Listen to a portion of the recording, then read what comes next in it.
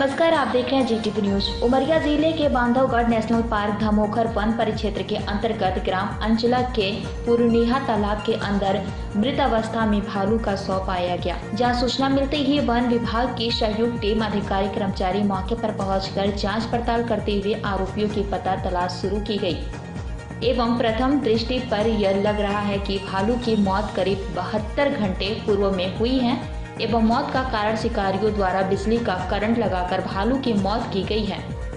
एवं यह भी देखने को मिला कि आरोपी शिकारियों ने घटना स्थल से भालू के शव को उठाकर ग्राम अंचला के पुरनीहा तालाब में फेंककर मौके से फरार हो गए। वह जिले के वन परिक्षेत्र के अंतर्गत भालू की मौत हो जाने का ये कोई पहला मामला नहीं है एवं करीब 3 वर्ष पहले 3 भालुओं की मौतें अभी तक हो चुकी हैं। वही वन विभाग अधिकारियों की मौजूदगी में पंचनामा कार्रवाई करते हुए भालू के शव का शवदाह किया गया।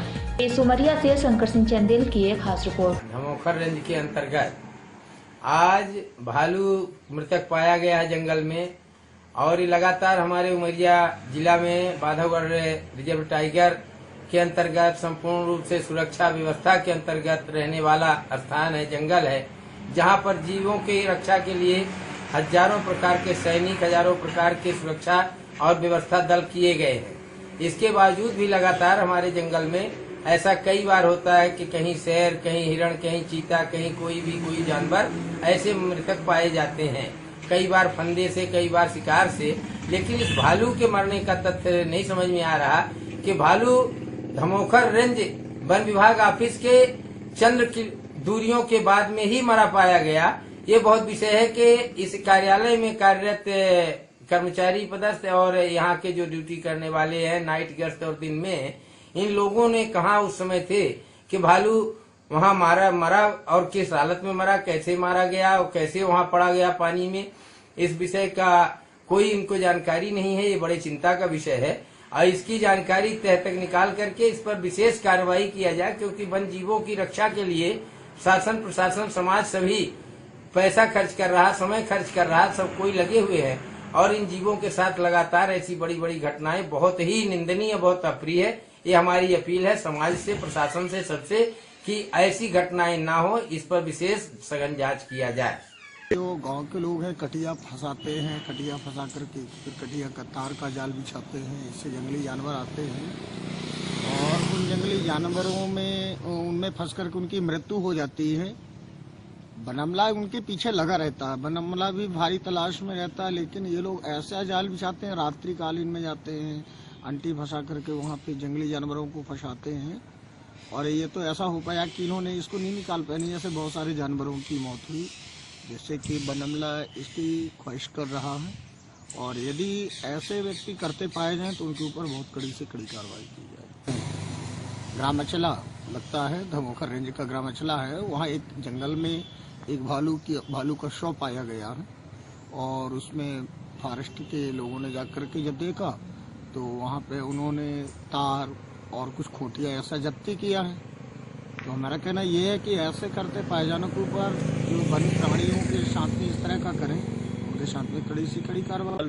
जंगली जानवर की स्वाभाविक मौत का होना, भाई जिसने जन्म लिया उसकी मृत्यु तो होगी, तो वो एक बिल्कुल अनिवार्य घटना है, वो होगा।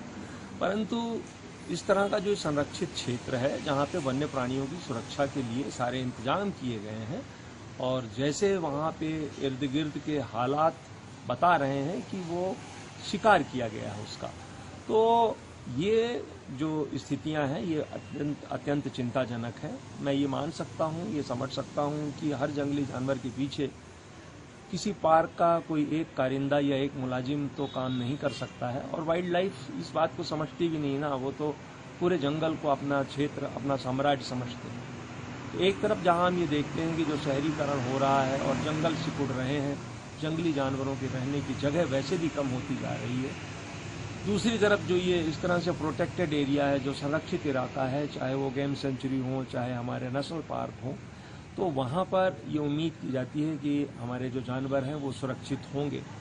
तो मुझे लगता है कि कहीं पे कोई चूक होती है, जहाँ ये इस तरह के जो शिकार करने वाले लोग हैं, इनका कोई रैकेट है जो अपने हाथ पैर फैलाता है और इस तरह से जंगली जानवरों को नुकसान पहुंचाता है, उनको अपने किसी फायदे के लिए उनको मौत के घाट उतार देता है। तो एक तो पहली बात तो मैं ये अपील करना चाहूँगा स्थानीय लोगों को, आसपास के लोगों को, कि ये जो हमारी बायोडाइवर्सिटी है, जो हमारी धरोहर है, उसको हमको बचाना होगा।